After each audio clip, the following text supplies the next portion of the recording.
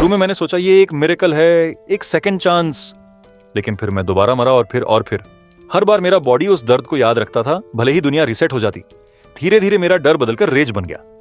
अगर ये कर्स चाहता है कि मैं सफर करूं तो ठीक है, मैं अपनी सोच चलाता रहूंगा जब तक या तो मैं जीत न जाऊं या ये दुनिया ही टूट न जाए। सुबह की शुरुआत होती है किसी के बर्तन बजाने से जो हमें सबको उठाने की कोशिश कर रहा है। कैंप में मैं अब भी बिस्तर पर लेटा हूं, हिलना नहीं चाहता।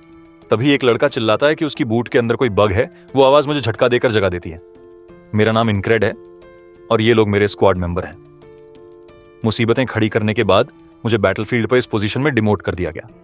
कमांडर चिल्लाता है कि हमला करो। मेरे पास कोई स्पेशल पावर्स नहीं है।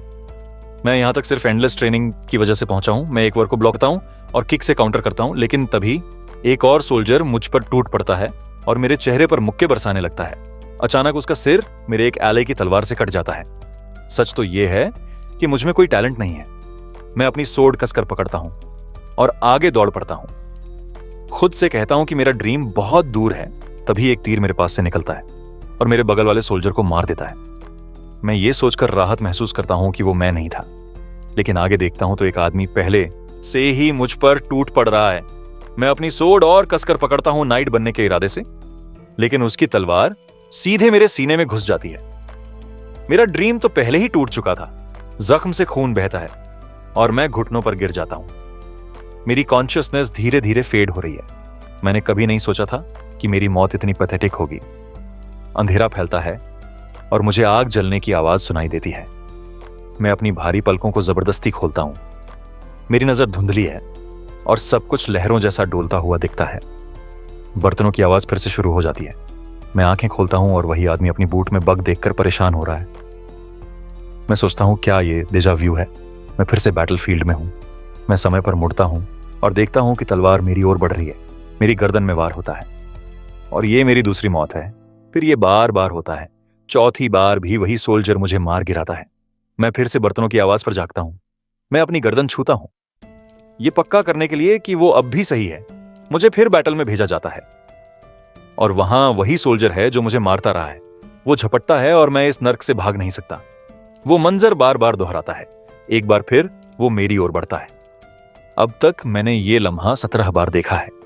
मैं आंखें बंद कर लेता हूं और स्वीकार करता हूं कि ये मेरी 17वीं मौत है। मुझे अफसोस है कि मैंने अपनी सोर्ड्समैनशिप पर और मेहनत नहीं की। सोल्जर मुझे खून के तालाब में छोड़कर चला जाता है। मेरा शरीर पछतावे से भारी है। मेरे ऊपर एक नीला लैंटर्न हिलता है और एक आवाज आती है, पूछती है क्या मैं सच में यही मानता हूं वो बोटमैन है, दूसरी दुनिया का गाइड। वो मुझसे कहता है कि मैं डिस्पेयर को स्वीकार कर लूं, हार मान लूं, उस दीवार को महसूस करूं जिसे मैं पार नहीं कर सकता। लेकिन मैं इनकार करता हूं। मेरी आंखें रिजॉल्व से जल उठती हैं। बर्तन फिर से बजते हैं। टैटूड आदमी मुझे देखकर हैरान होता है कि मैं इतनी जल्दी उठ गया। उसका नाम रेम है। मैं उसे बूट में बग के बारे में बताता हूं। वो देखता है, बग बाहर निकालकर कुचल देता है और पूछता है क्या मैंने उसे रखा था। मैं कहता हूं मैंने उसे क्रॉल करते देखा था। यह 18वीं बार है जब मैंने वही लाश देखी है। मैं सोचता हूं और कितनी बार मुझे यह देखना पड़ेगा। इससे पहले कि मैं इस कर्स्ड दिन से आगे बढ़ सकूं, मैंने बचपन से ही सोर्ड थामी है। मैंने सोर्ड्समैनशिप सीखी थी एक रिटायर्ड मर्सिनार से जो कभी मेरे गांव आया था। एक टांग वाले मर्सिनरी ने मुझसे कहा था कि अगर मैं इतना अच्छा हूं तो शायद एक दिन नाइट बन भी जाऊं। उसके वो शब्द मेरे साथ रह गए और उन्होंने मेरे अंदर उस ड्रीम को और मजबूत किया कि मैं वो नाइट बनूं जो अकेले 1000 लोगों को हरा सके। इस ख्याल पर मैं मुस्कुराया। यकीन था कि मैं किसी बार्ड के सॉन्ग का प्रोटैगनिस्ट हूं, लेकिन फिर सीन बदलता है और बार में लोग मुझ पर हंस रहे हैं, मेरा मजाक उड़ा रहे हैं, पूछ रहे हैं कि जब मैं एक डॉग से डरता हूं तो नाइट कैसे बनूंगा। उसी पल मुझे एहसास हुआ कि मेरी टैलेंट कुछ खास नहीं है, लेकिन फिर भी मैंने हार मानने से इनकार कर दिया। मैंने सोचा कि हार्डवर्क कभी धोखा नहीं देती। अगर मेरे पास समय हो और मेहनत हो तो मैं उस दीवार को पार कर सकता हूं जिसे लोग टैलेंट कहते हैं। मैंने अपनी ब्लेड एक मॉन्स्टर के अंदर घोंप दी और धीरे धीरे आसपास के लोग मुझे एक्नॉलेज करने लगे। मैं स्ट्रांग बन रहा था, लेकिन वो उम्मीद उस दिन टूट गई जब गांव का एक बच्चा मुझे ड्यूएल के लिए चैलेंज करता है और जीत जाता है। वो सिर्फ 12 साल का था और उसने सिर्फ 6 महीने ट्रेनिंग की थी, जबकि मैंने एक डिकेड से ज्यादा तलवार पकड़ी थी। मैं एक बच्चे से हार गया। मैंने सोचा शायद यही मेरा अंत है, लेकिन मैंने उस गुस्से को फ्यूल में बदल दिया। मैंने मील्स छोड़ दी, नींद छोड़ दी और हर पल ट्रेनिंग करता रहा। बार बार अपनी सोड एक पेड़ पर चलाता रहा। मैंने हर चीज एक ही वार में डाल दी। तलवार इंपैक्ट से कांप उठती थी, थकान से चूर होकर। मैंने ऊपर देखा, पेड़ पर पड़े निशान। मैंने खुद से कहा, भले ही मैं नाइट न बन सकूं, लेकिन कम से कम एक एक्सपीरियंस्ड सोल्जर तो बनूंगा। मैंने अपनी स्वॉर्ड फिर उठाई और चिल्लाते हुए उसे घुमाया। फ्रस्ट्रेशन से भरे वार करता रहा। 3 साल बाद मैंने साइप्रस डिवीजन ज्वाइन कर ली। मैं एक सेकंड रेट स्क्वाड का लीडर बन गया। यह वही सबसे अच्छा पोजीशन था जहां मैं एंडलेस ट्रेनिंग के बाद पहुंच सकता था। मैंने अपने आदमी जैक्सन को आवाज दी और उससे कहा कि मेरी मॉर्निंग रोटेशन ले ले। उसने हाँ कहा, लेकिन बोला कि बाद में उसका हिसाब चुकाना होगा। रेम ने कमेंट किया कि जैक्सन एक वाइल्ड कैट जैसा है, हमेशा घूरता रहता है। और मैंने उससे पूछा बीस्ट के हार्ट के बारे में। रेम हैरान हो गया। उसने मुझे याद दिलाया कि पिछली बार मैंने गिव अप कर दिया था। पूछा कि क्या मुझे सच में लगता है इस बार कामयाब हो जाऊंगा। मैं जवाब भी नहीं दे पाया था कि बैटल शुरू हो गई। मुझे तुरंत मार दिया गया और फिर बार बार, चाहे कितनी भी बार मैं मरा और वापस जगा। मैं सिर्फ देख पाता कि तलवार मुझे चीर रही है। फिर भी मैं खुद से कहता रहा, आज जरूर कुछ अलग होगा। सोल्जर्स दहाड़ते हुए आगे बढ़े और मुझे एहसास हुआ कि यह बैटलफील्ड पर मेरा 21वां बार है। मैंने हर सिचुएशन याद कर ली थी। मैंने भाला डॉज किया और पीछे से होने वाला अटैक ब्लॉक किया। फिर मैं मुड़ा और वेल को चिल्लाते देखा। मुझे पता था वो जल्दी मर जाएगा। एक तीर उड़ता हुआ आया, लेकिन मैंने उसे रोक लिया। वेल मुझे शॉक में घूरने लगा। एक और दुश्मन आया, लेकिन मैंने उसे काट गिराया। और तभी मैंने कहा, मैंने आज का अपना पहला गोल पूरा कर लिया है। अब बस वही सोल्जर बचा है जो मुझे बार बार मारता रहा है। वो अभी जिस दुश्मन को काटा है उसकी बॉडी से अपनी ब्लेड खींचता है और मेरी ओर घूरते हुए धीरे धीरे चलता है। लेकिन इस बार मैं तैयार हूं। वो हमेशा की तरह झपटता है और मुझे रेम की बात याद आती है कि मैं हमेशा खतरे के सामने अपनी आंखें बंद कर लेता हूं। उसकी एक्स मेरे चेहरे की ओर झूलती है। मैं सहम जाता हूं और मेरी आंखें कसकर बंद हो जाती हैं। रेम की आवाज मेरे दिमाग में गूंजती है। कहती है कि मुझे ब्रेव बनना होगा, डगमगाना नहीं है, मौत से भी डरना नहीं है। तभी मैं सच में बीस्ट का हार्ट पकड़ पाऊंगा। मैं खुद को मजबूर करता हूं कि पलक न झपकाऊं। जब तलवार मेरी ओर आती है, मैं फुसफुसाता हूं कि मुझे मौत से डर नहीं लगता। हर मौत मुझे और स्ट्रांग बना रही है। पहली बार मैंने उस वार को डॉज कर लिया। मेरा दिल पहले कभी इतनी तेज नहीं धड़का था। और मेरी नजरें मिलती हैं। दोनों वार करने को तैयार हैं, लेकिन वो तेज है। उसकी तलवार मेरी गर्दन चीर देती है। खून बहता है और मेरी नजर धुंधली होती जाती है। अंडरवर्ल्ड मेरी आंखों के सामने उठ खड़ा होता है। फिर बोटमैन सामने आता है। उसकी आवाज भारी है। कहता है, हार मान लो, उसकी बोट पर चढ़ जाओ, अपनी कमजोरी स्वीकार कर लो और आराम करो। लेकिन मैं अपने दिल में जवाब थूक देता हूं, नहीं, वो दिन कभी नहीं आएगा जब मैं गिव अप करूंगा। मैंने उसकी तलवार की नोक देखी थी, मैंने डॉज किया था। मैं इसे ऐसे खत्म नहीं होने दूंगा। मैं फिर से जागता हूं। रेम मुझे देखता है और कहता है कि मैं जल्दी उठ गया। ये मेरी 22वीं जिंदगी है। मैं कसम खाता हूं कि फिर से चैलेंज करूंगा। बैटल फिर से भड़क उठती है। समय आगे बढ़ जाता है। अब ये मेरी 33वीं जिंदगी है। मैं फिर थ्रस्ट डॉज करता हूं। सोल्जर मुड़ता है और मैं बचने की कोशिश करता हूं, लेकिन मैं बहुत धीमा हूं। उसकी ब्लेड मेरी गर्दन काट देती है और मैं घुटनों पर गिर जाता हूं। मेरी गर्दन से एक नेकलेस फिसल कर गिरता है। मुझे याद आता है जब मैंने इसे कमाया था। मर्सिनरी के दिनों में मैंने अनगिनत मॉन्स्टर्स को हराया था। एक दिन एक गरीब गांव ने मुझसे मदद मांगी। मैंने स्वीकार किया क्योंकि मैं एक सच्चे नाइट की तरह कमजोरों की रक्षा करना चाहता था। बैटल खत्म होने पर गांव के एल्डर ने मेरी हथेली में कुछ दबा दिया। वो बस एक चाम था। मेरी जान जोखिम में डालने पर ऐसा रिवॉर्ड हंसी के लायक था। लेकिन उसने कसम खाई थी कि यह चाम वही पूरी करेगा जो मैं सबसे ज्यादा चाहता। क्या यही वजह है कि मैं इस एंडलेस लूप में फंसा हुआ हूं? सोल्जर व्यंग्य करता है। कहता है कि मुझे जरूर दर्द हो रहा होगा। वादा करता है कि मुझे मर्सी देगा। मैं कड़वी हंसी रोक नहीं पाता। मर्सी माय एस, वो तो मजे लेता है मुझे बार बार मारकर, लेकिन मैं उसे कभी वो सेटिस्फैक्शन नहीं दूंगा। बर्तन फिर से बजते हैं। मैं रीम को हल्का सा धक्का देता हूं और कहता हूं कि उसकी बूट में बग है। वो गुस्से से पूछता है कि क्या मैं पागल हो गया हूं इतनी सुबह ये सब करके। मैं उससे कहता हूं, चिल्लाना बंद कर और बाहर चल, क्योंकि अब मैं तैयार हूं बीस्ट का हार्ट सीखने के लिए। एक्स मेरी ओर झूलती है और मैं अपनी आंखें उस पर टिकाए हुए वार को डॉज कर देता हूं। रेम हैरानी से पूछता है कि मैंने अचानक फ्लिंच करना कैसे बंद कर दिया। मैं उसे कहता हूं कि मैंने ट्रेनिंग की है। वो कहता है कि इतनी जल्दी ऐसा नहीं हो सकता और मेरी फैमिली टेक्निक किसी और से नहीं सिखाई जा सकती। मैं जवाब देता हूं कि मैंने इसे बस चांस से सीखा है। मैं कुछ वेपन्स उठाता हूं और उससे कहता हूं कि मैं इस पार करना चाहता हूं। रेम मुझे घूरता है, फिर मुस्कुराकर कहता है कि ये तो बहुत अच्छा है।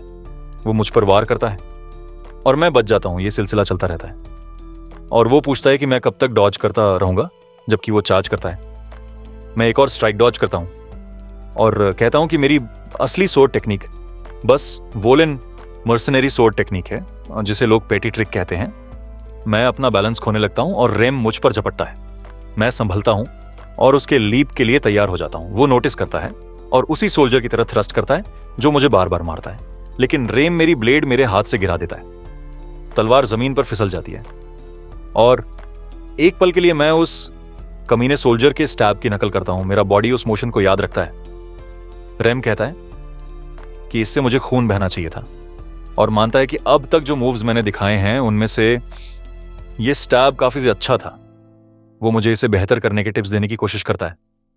वो चेतावनी देता है कि खुद पर शक करना कहीं नहीं ले जाएगा और मुझे अगले कदम की चिंता करनी चाहिए, न कि कॉन्फिडेंस खोकर सोर्ड छोड़ देनी चाहिए।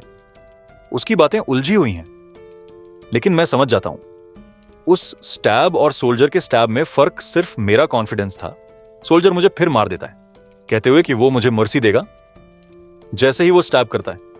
फिर मैं रेम के साथ ट्रेनिंग में लौट आता हूं और वो फिर मेरी सोर्ड गिरा देता है। सोल्जर मुझे फिर से मारता है और मैं तुरंत वापस ट्रेनिंग में पहुंच जाता हूं। मैं खुद से कहता हूं कि मैं इस विशियस साइकिल को बार बार दोहराऊंगा, एक एक कदम करके, चाहे छोटे ही क्यों ना हो। मैं फिर मरता हूं और अब ये मेरी एक 111वीं जिंदगी है। फिर भी काफी नहीं, मैं फिर मरता हूं और ये मेरी एक 123वीं जिंदगी बन जाती है।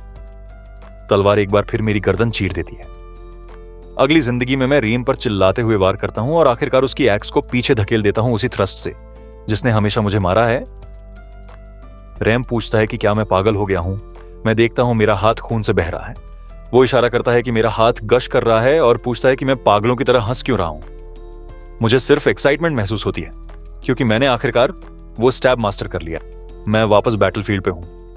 अपने मॉर्टल एनिमी का सामना करते हुए मैं थ्रस्ट करता हूं और उसकी हेलमेट को छूकर निकल जाता है। वो अपने स्टेप से जवाब देता है और मेरी गर्दन भेद देता है। मेरा पहला स्टेप ट्रेड नाकाम रहा, लेकिन मैंने आंख नहीं झपकी और न ही तलवार छोड़ी।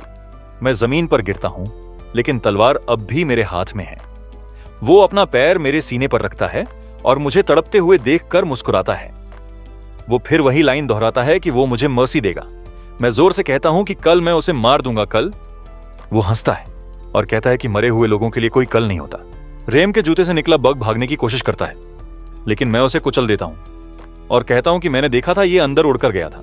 रेम मुझे थैंक्स कहता है और मैं बोलता हूं अगर सच में थैंकफुल है तो मेरी गार्ड ड्यूटी ले लें। वो परेशान नजर आता है, जैसे सोच रहा हो कि मैं इतनी कैजुअली उसे ऑर्डर्स क्यों दे रहा हूं। हमें एक नए मेंबर से मिलवाया जाता है, उसका नाम बिग आइज है। मैं उससे कहता हूं कि मुझे एक शील्ड ला कर दे, कुछ आर्मर और एक डैगर भी।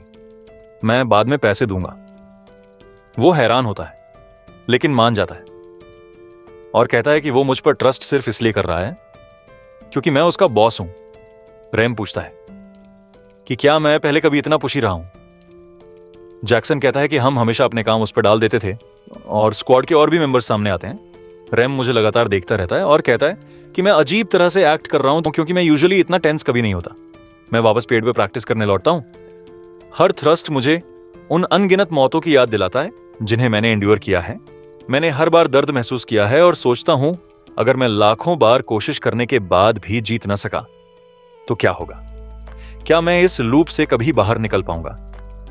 क्या बाहर निकलने का मतलब होगा कि मैं सच में कल को देख पाऊंगा, या फिर मैं इस कर्स्ड दिन को बार बार जीता रहूंगा? शायद मुझे अब तक मिली स्ट्रेंथ से ही संतुष्ट होना चाहिए, लेकिन नहीं। मैं खुद पर गुस्सा करता हूं। मैं हार नहीं मान सकता। मैं हार नहीं मानूंगा। मैं इस वॉल को पार करूंगा, ये देखने के लिए कि इसके पार क्या है। मैं बार बार पेड़ पर थ्रस्ट करता हूं जब तक कि वो आखिरकार बीच से टूट नहीं जाता। फिर मैं तैयार होना शुरू करता हूं। हर इक्विपमेंट का टुकड़ा पहन लेता हूं। इस बार मैं पूरे यकीन के साथ मानता हूं आज मैं जीतूंगा। वॉर हॉर्न बजता है और मेरा स्क्वाड मेरे पीछे मार्च करता है। बैटल फूट पड़ती है। मैं खुद से कहता हूं कि मैं यहां तक सिर्फ लक की वजह से पहुंचा हूं, प्रिपरेशन की वजह से और कूल हेड बनाए रखने की वजह से। एक आदमी पीछे से मुझ पर टूट पड़ता है। मैं उसका वार ब्लॉक इज़ा करता हूं और उसकी गर्दन काट देता हूं। एक और सोल्जर मेरे पैर पर हमला करता है, लेकिन मेरा शिन गार्ड उसे रोक देता है और मैं उसका सिर तोड़ देता हूं। एक एक्स पीछे से मेरी ओर उड़ती है, लेकिन मैं डॉज करता हूं और अपना वेपन वापस उसकी ओर फेंक देता हूं। यह सब सिर्फ इसलिए मुमकिन है क्योंकि मैंने यहां अनगिनत जिंदगियां गुजारी हैं। वेल पहले की तरह चिल्लाता है और मैं उसके लिए तीर रोकता हूं, फिर उसके अटैकर को काट गिराता हूं। अब वो पल आ चुका है, वो वॉल जिससे मैं हमेशा डरता रहा हूं। सोल्जर मुझे घूरता है और हमारी नजरें एक डेडली स्टेयर डाउन में टकराती हैं। फिर वो चार्ज करता है, मैं ब्लॉक करता हूं, लेकिन मेरी शील्ड टूटकर बिखर जाती है। मैं उसे फेंक देता हूं और आगे बढ़ता हूं। उसकी अगली स्ट्राइक को अपनी स्वॉर्ड से रोकता हूं। अब मुझे एहसास होता है कि ये सोल्जर बस एक इंसान है, टैलेंटेड है, शायद प्रोडिजी के करीब भी हो, लेकिन उसमें असली अनुभव की कमी है और यही उसे हिलाना आसान बनाता है। मैं अपना सिर उसके चेहरे पर दे मारता हूं। वोलन सोर्ड स्टाइल सस्ती चालों और गंदे मूव्स हो सकते, ये मेरे जैसे इंसान के लिए परफेक्ट है। मैं अपने बूट से मिट्टी उसकी आंखों में मारता हूं और झपटता हूं। वो हमेशा की तरह थ्रस्ट करता है और मैं उसे साफ डॉज करता हूं। वो उतरते ही पलटकर काउंटर करने की कोशिश करता है, लेकिन मैं भी करता हूं। इस बार मुझे पूरा भरोसा है। उस थ्रस्ट का हर छोटा डिटेल मुझे याद है। मैं उसकी ब्लेड पर वार करता हूं और उसे टुकड़ों में तोड़ देता हूं। मैदान के उस पार मैं देखता हूं एक आर्चर अपनी बो खींच रहा है। तीर सीधा मेरी ओर आता है। सोल्जर अपना टूटा हुआ वेपन गिरा देता है। जब मैं किल के लिए बढ़ता हूं, मैं खुद से कहता हूं आखिरकार मैंने जीत लिया। लेकिन तभी मैं देखता हूं वो तीर सीधा मेरी ओर आ रहा है। उससे पहले कि वो लगे, एक एक्स उसे तोड़ देती है। सोल्जर की गर्दन भेद दी जाती है और वो गिर जाता है। मैं पीछे देखता हूं तो रेम है। वो गुर्राता है कि वो आर्चर को चीर कर रख देगा, लेकिन जैक्सन उसे रोकता है और कहता है कि अपनी एनर्जी बर्बाद मत कर। सोल्जर धीरे धीरे गिरता है। उसके चेहरे पर हैरानी साफ झलकती है। उसकी नजरें बैटलफील्ड में इधर उधर भटकती हैं। जैसे ही उसके घुटने झुकते हैं, मैं भारी सांसें लेते हुए नीचे देखता हूं और डर से कांप रहा हूं। मैं अपनी सोर्ड उठाता हूं और कहता हूं ये मर्सी है। फिर उसका सिर काट देता हूं और वैसे ही मुस्कुराता हूं जैसे वो हर बार मेरी मौत के वक्त करता था। वो वॉल जो मैं कभी पार नहीं कर पाया था, आखिरकार टूट चुकी है। लेकिन विक्ट्री का स्वाद लेने से पहले ही एक शार्प किक मेरी पीठ पर पड़ती है। मैं दर्द से कराह उठाता हूं और मुड़कर देखता हूं तो एक आदमी खड़ा है जिसके बाल पोनीटेल में बंधे हैं। रेम चीखता है, ये तो फ्रॉग है। मेरी आंखें फैल जाती हैं जब मैं समझता हूं कि पोनीटेल वाला आदमी असल में एक फ्रॉगमैन है। मैं सांस लेने के लिए स्ट्रगल करता हूं और वो गुर्राता है कि उसने उस परवर्ट सोल्जर पर इतना इन्वेस्ट किया था और फिर भी वो हार गया। फिर वो मुझ पर अपना वेपन घुमाता है। स्ट्राइक गिरने से पहले ही रेम की एक्स टकरा जाती है। वो भारी स्विंग के साथ आगे बढ़ता है, लेकिन पोनीटेल पैरी करता है। उनके वेपन्स बार बार टकराते हैं जैसे दो जानवर भिड़ रहे हों। उसी वक्त एक और एनिमी मेरी तरफ दौड़ता है, लेकिन जैक्सन छलांग लगाकर उसका सिर साफ काट देता है। रेम और पोनीटेल थोड़ी दूरी बनाते हैं और टेंस स्टैंड ऑफ में खड़े रहते हैं। रेम गुर्राता है कि अगर पोनीटेल अपने स्क्वाड लीडर को मारना चाहता है तो पहले उसकी परमिशन लेनी होगी। पोनीटेल स्मर्क करता है और पूछता है कि मेरे जैसे वीक इंसान कैसे कमांडर हो सकता है। रेम समझाता है कि फ्रॉग्स एक रेस हैं जो सिर्फ फाइट करने के लिए पैदा हुई हैं और इसे मारने का केवल दो ही तरीका है, या फायर मैजिक या एक ही lethal blow. Ponytail curiously Rem को देखता है और सोचता है कि इतनी कैपेबिलिटी वाला आदमी इतनी छोटी बैटलफील्ड में क्यों खुद को वेस्ट कर रहा है। वो मानता है कि रेम को मारने के लिए उसे अपनी लाइफ रिस्क करनी पड़ेगी और फिर स्कॉफ करता है कि ये एफर्ट वर्थ नहीं है। वो सीधा खड़ा होकर टर्न करता है और चलता है। रेम उसकी पीठ पर शाउट करता है, कावर्ड। जैक्सन मुझे उठाकर दौड़ता है और रेम एनिमी सोल्जर्स को ब्लॉक करता है। एक और सोल्जर फॉलो करने की कोशिश करता है, लेकिन हमारे एक एलाई उसे काट देता है। हमारे और लोग आते हैं और एक पूरी लाइन ऑफ एनिमीज गिर जाती है।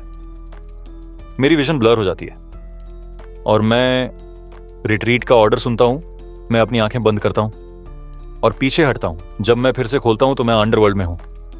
बोटमैन सामने आता है और कहता है कि मैंने एक और दिन सरवाइव किया, लेकिन वॉर्न करता है कि मैं लॉन्ग नहीं रह पाऊंगा। वो कहता है कि वॉल्स मेरे सामने बढ़ती रहेंगी जब तक मैं उन्हें विथस्टैंड नहीं कर सकता। वो कहता है कि डिस्पेयर मेरी फेट है।